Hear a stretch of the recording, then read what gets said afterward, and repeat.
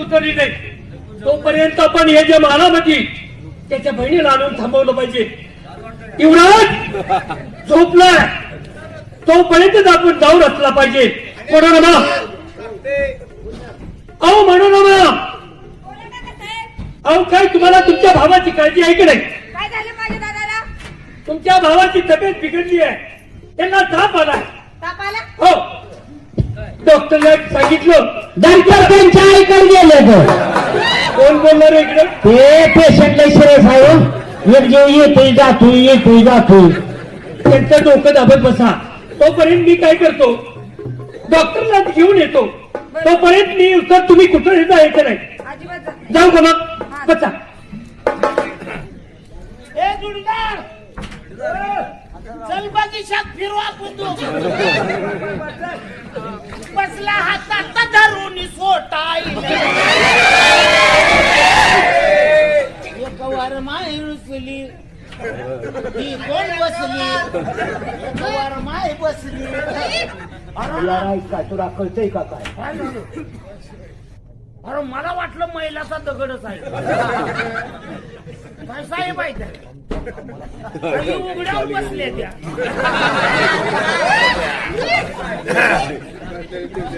इथं घेऊन बसायची.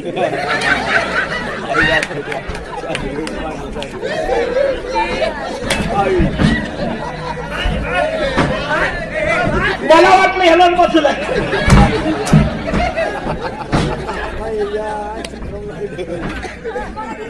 माझ्या दादाची तब्येत खराब झाली. काय मग कोण आहे ते? आणि काय त्याच्या गळ्यातली चैन काढताय? त्यांच्यापाशी झोपू नका. इथं बसू नका. तुम्हाला माहित आहे का डॉक्टर आम्ही घेऊन आलतो. डॉक्टरनी त्यांना तपास केलाय. तपासलंय त्यांना. पण डॉक्टरनं सांगितलंय त्यांना जर बाईचा जर कुठल्या प्रश्न झाला तर पोरगा हाती लागणार नाही. आणि प्रधानजी काकाने तर मला सांगितलं डोकं दाबत बसा. अहो ताई साहेब त्याचे काय ऐकताय तुम्ही? असं करा प्रधानजीने सांगितलंय की काही तर डाव रचलाय. तुम्ही असं करा. काय करू? बरं झालं आम्ही आलो. मुलगा वाचला. देवऋषान सांगितले तुमच्या कमरेला करदोड आहे का तुमच्या? तुम्ही काय मला हजार जावा कुठं काशी फिरत जाऊ नका. आता हजार जावा टाइमला. असं करा कसं आणत आहे तुम्ही जावा लवकर आणि ती तुमचं लुगडं फेडा. तुम्ही लक्षात करे डोकडे फेडा आमचा दुर्याच्या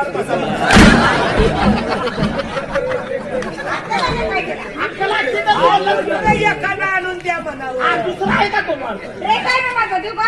गावन बसता उठता येत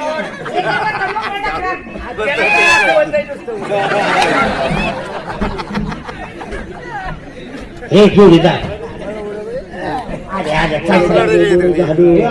येऊ आपल्या बरावर. ती कशासाठी लागणार आहे तुम्हाला? याच्यावरच आता समजा